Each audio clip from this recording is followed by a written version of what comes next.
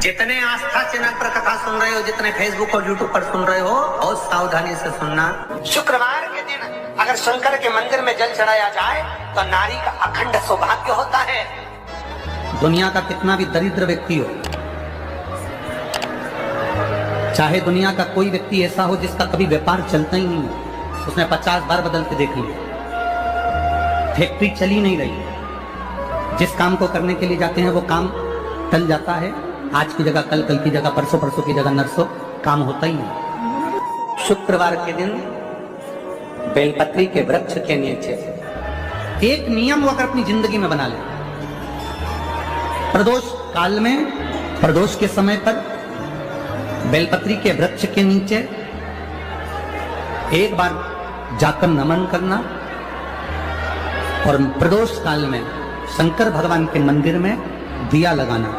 ये दो चीजें अगर वो 3 महीना भी लगातार कर ले तो उसके जीवन में कभी कोई समस्या आ ही नहीं सकती, कोई दुख आ ही नहीं सकता। शुक्रवार के दिन बेलपत्री के वृक्ष के नीचे बैठकर घृत का दिया लगाकर शरीर में जो रोग है उसका स्मरण कर कर शंकर जी से विनय कर कर, हे भोलेनाथ, आपने शुक्र देवता को संजीवनी मंत्र दिया है, तो क्या आप मेरे को वो मंत्र प्रदान नहीं करोगे? मेरे रोग, मेरी बीमारी, मेरे दुख को आप नहीं हरोगे?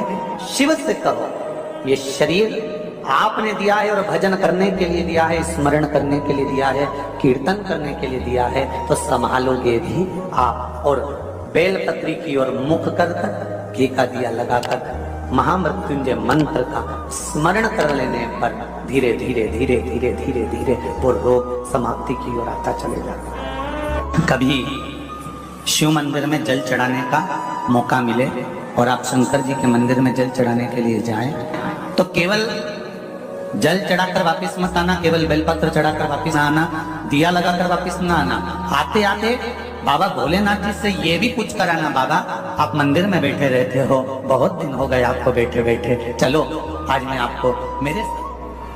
आप अगर कहीं जा भी नहीं सकते तो शिव तत्व कहता है कि अपने घर में बैठकर भगवान शंकर की अविरल भक्ति को धारण करो। जितना आप शिव को याद करोगे उतना उतना आपकी जिंदगी का दुख कटेगा। शिव महापुराण में कथा आती है कि माता सती यज्ञ की अग्नि में कूदकर अपने प्राणों को त्याग दिया।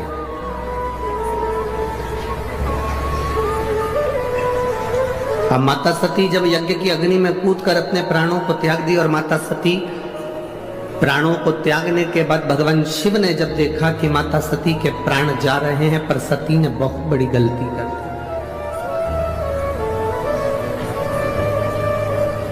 ये सती ने जो गलती करी, संसार का कोई व्यक्ति ऐसी गलती ना करे जो सती कर गई, जो माता सती ने करा। क्या गलती सती ने करी? सती ने सबसे बड़ी गलती माता सती ने करी कि यज्ञ की अग्नि में सती कूद गई।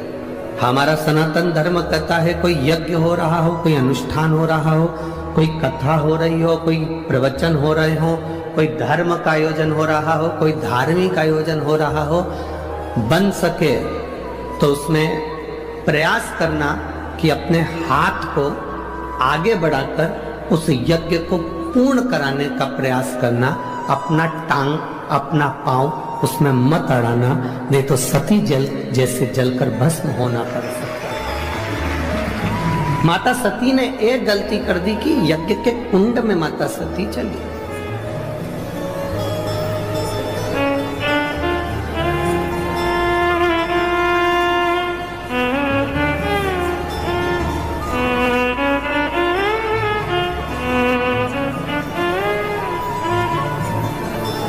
आज हम जब कल रात्रि को यहाँ पहुंचे तो सुबह सुबह एक भैया प्रश्न कर रहे थे, यही सांसद जी के यहीं से कोई होंगे सेवादार भाव वाले, उन्होंने प्रश्न किया, गुरुजी आप कहते हो कि मनुष्य को हमेशा सत्य बोलना चाहिए, सत्यम शिवम,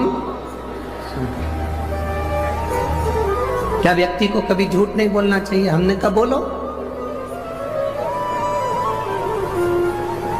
कौन मना कर रहा है? पर झूठ बोलने के लिए भी एक जगह है, झूठ बोलने के लिए भी एक स्थान है। जब कोई गाय कसाई के हाथ में आ जाए, कटने जा रही हो, तब झूठ बोल दो कि ये गाय मेरी है और तू अभी छोड़ा।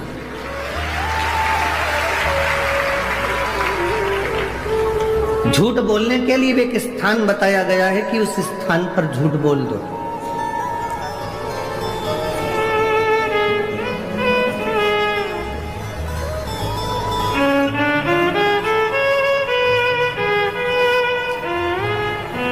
माँ अपने बच्चे को जब डराती है, अपने बच्चे को कुछ कहती है तो एकदम डराते डराते कह देती है बाऊ आ जाएगा। बच्चे को भय हो जाता है, डर जाता है, बच्चे में भय उत्पन्न हो जाता है कि बाऊ आएगा।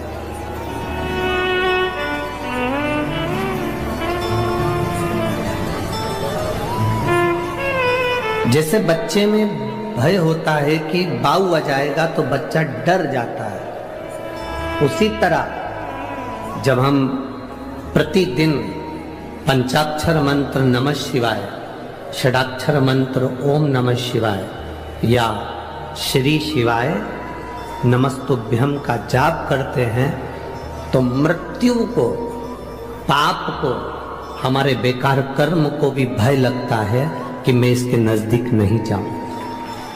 मंत्र का जाप, मंत्र का स्मरण, नाम का स्मरण जीव को एक आनंद की अनुभूति करा देता है।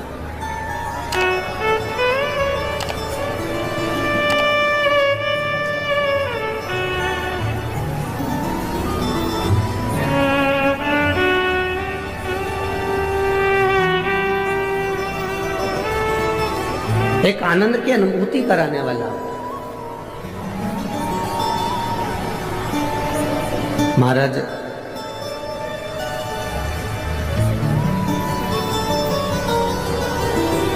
आप सब तो विदर्भ के हो, अमरावती के हो, तो आप लोगों को तो बहुत ज्यादा भगवान कृष्ण की कथा का ज्ञान है।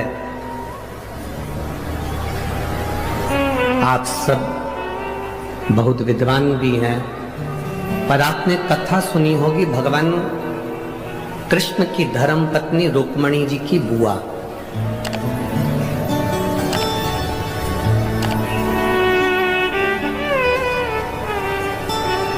माता रुक्मणी जी की एक बुआ थी जिनका नाम इंदुमती था। क्या नाम था? जम के बोलो जरा। इंदुमती। ये रुक्मणी जी की बुआ है, भगवान कृष्ण की बुआ सास इंदुमती। विदर्भराज भीष्मक की बहन है इंदुमती।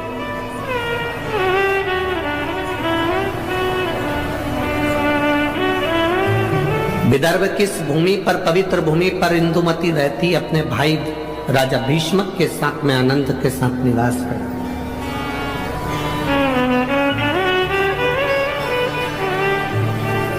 माता इंदुमती का एक संकल्प सबसे प्रबल था। उस संकल्प के चक्कर में जितने इस विदर्भ में कोई द्रोही भी अगर अंदर प्रवेश करने की सोचता था तो इंदुमती को देखकर भय खा जाता था। इंदुमती को देखकर उसको भय लगने लगता था। जब किसी का संकल्प बड़ा पक्का होता है, जब किसी का संकल्प बड़ा प्रबल होता है तो द्रोही भी डरता है, दुश्मन भी डरता है। अगर आपका संकल्प पक्का है तो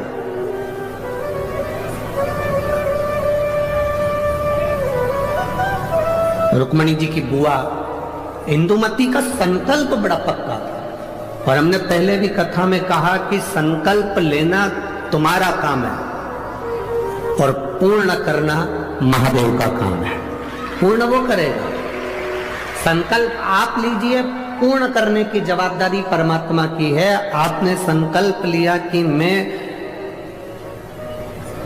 किसी संत का, साधु का मुख प्रतिदिन देखूंगी, तो संत साधु को तुम्हारे दरवाजे तक पहुंचाने की जवाबदारी उस परमात्मा की है।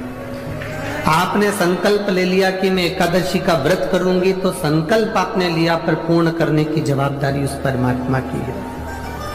आपने संकल्प ले लिया कि मुझे 5 दिन शिव महापुराण की कथा जो मेरे विदर्भ में हो रही है, अमरावती में हो रही है, मुझे दिल से सुनना है। कितनी भी भीड़ आए, भीड़ का आना तो भक्तों का आना तो महादेव की कथा का रस तत्व है, भक्त तो आते ही रहेंगे। कितने ही भक्त आए, कितनी भी भीड़ आए, पर मेरा फर्ज है, मैं रामेश्वर नहीं जा सकती, मैं सोमेश्वर नहीं जा सकती, मैं नागेश्वर नहीं जा सकती, मैं विश्वेश्वर नहीं जा सकती, मैं त्र्यंबकेश्वर नहीं जा सकती, मैं भीमाशंकर नहीं जा सकती, मैं कृष्णेश्वर नहीं जा सकती, मैं केदारेश्वर नहीं जा सकती, तो मेरा 12 ज्योतिर्लिंग वाला मेरा महादेव अमरावती के पास में शिव पुराण के रूप में आ रहा है, तो मुझे वहां जाना है, मुझे वहां पहुंचना है। ये संकल्प आपके भीतर हो। मुझे 5 दिन की कथा है, मैंने अपने घर वालों से कह दिया कि मुझे आप डिस्टर्ब मत करना, अब मैं कथा सुनूंगी तब बात करूंगा। शादियों का सीजन भी है, बोलो तो रही अमरावती की जीजियों, सही है कि गलत है? अब शादियों का सीजन है तो जिनकी उनसे रिश्तेदारी है वो वहां चले गए, जिनकी इससे रिश्तेदारी है वो यहाँ आ गए। ये तो रिश्तेदारी का क्रम है, जहां जिसका संबंध बैठ जाए, ये संबंधों की बात। और एक बात आज आप लोगों को कहूंगा इस अमरावती की पवित्र भूमि से,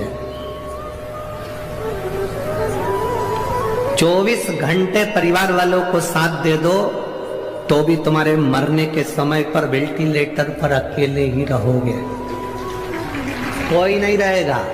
24 घंटे पति पत्नी परिवार नाते रिश्ते बेटा बहू कुटुंब कबीला भाई बंधु सखा किसी को भी 24 घंटा दे दो, पर वो 24 घंटा तुमने जिसको दिया, तुम्हारी दुख की घड़ी में जिसको तुमने 24 घंटा दिया, वो 24 घंटा साथ रहने वाला तुम्हारे पास में नहीं होगा।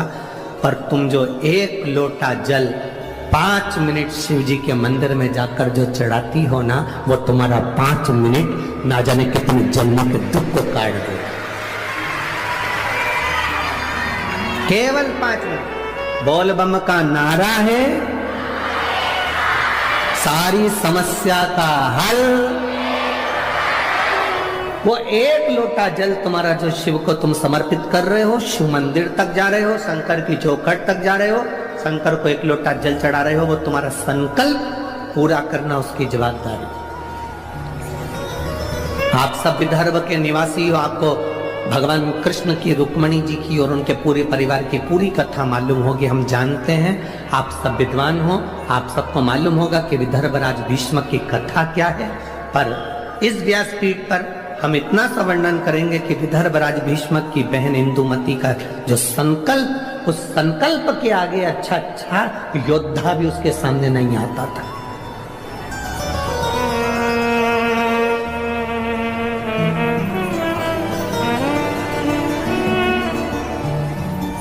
जैसे भारत की भूमि के जितने संत हुए, इन्होंने पूरे राष्ट्र को केवल भक्ति का बल प्रदान किया, और वो बल बहुत जरूरी है।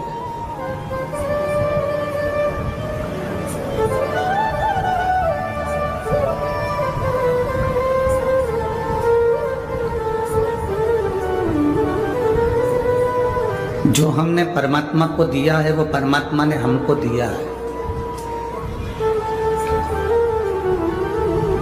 मेरी जीजियों, पंढरपुर के मेरे जीजाओं, मेरी बेटियों, मेरी माताओं, मेरे भाई, मेरी बहन, इस संसार सागर में जन्म लेने के बाद हम जो दे रहे हैं वो हमको प्राप्त होना ही है।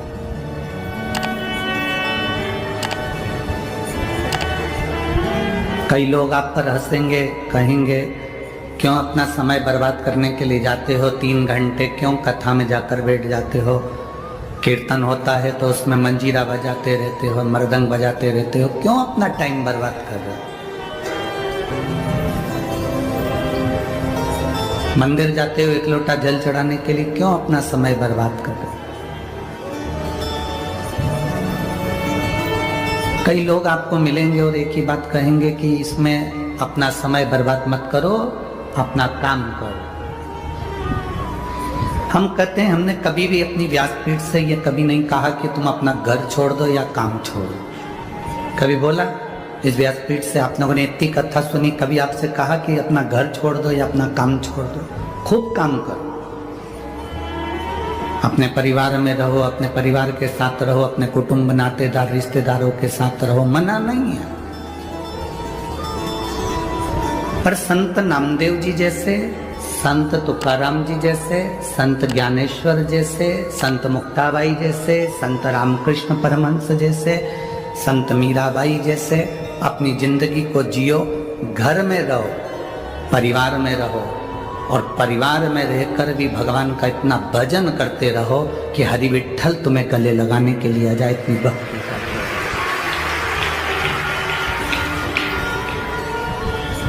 घर छोड़कर संत बने तो क्या बने? संत नामदेव जी अपना घर छोड़कर संत नहीं बने, संत तुकाराम जी अपना घर छोड़कर संत नहीं बने, मीराबाई अपना घर छोड़कर संत नहीं बने, कर्माबाई अपना घर छोड़कर संत नहीं बनी।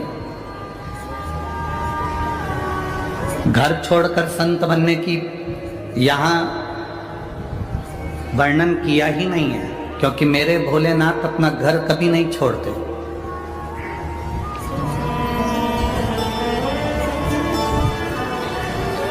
कई लोग कहते हैं हमने शंकर जी के लिए अपना घर छोड़ दिया। शंकर जी तुझे कहने के लिए आए थे कि तू घर छोड़।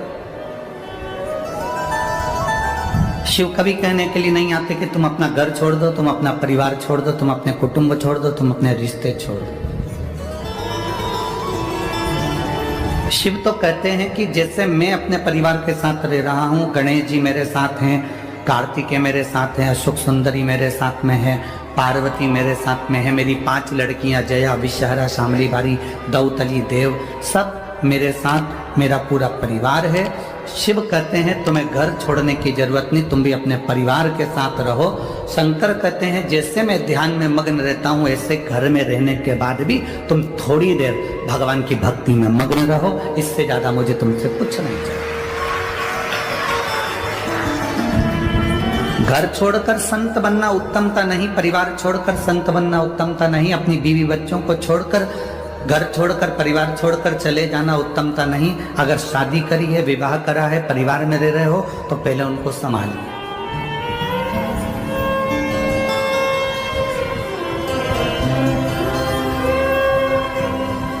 अपना साधु जैसा जीवन आप घर में क्यों नहीं जी पाते?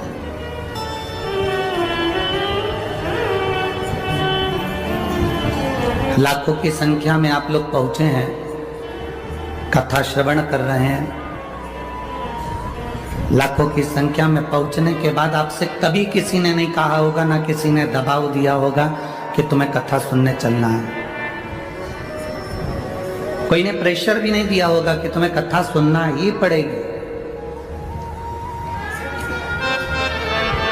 आपने कभी अपनी पड़ोसन से ये कहा कि तुझे 1 लोटा जल चढ़ाने जाना ही पड़ेगा, चाहे कुछ भी हो जाए? नहीं गई तो सोच लेना। कभी ऐसा कहा? अरे बोलो तो जम के। नहीं कहा ना। मतलब किसी को कोई प्रेशर नहीं है, किसी को कोई दबाव नहीं है। तुम्हारा मन पड़े तो 1 लोटा जल चढ़ाओ, तुम्हारा मन पड़े तो शिव महापुराण की कथा सुनो, तुम्हारा मन पड़े तो भगवान का दर्शन करो, तुम्हारा मन पड़े तो भजन करो। किसी पर कोई प्रेशर नहीं, कोई दबाव नहीं। क्यों? क्योंकि शिव महापुराण की कथा कहती है कि दबाव से कभी कोई काम नहीं होता। जिस बच्चे को माता पिता ज्यादा प्रेशर देते हैं, पढ़ पढ़ पढ़ पढ़, वो बच्चे का दिमाग पढ़ने में नहीं लगता।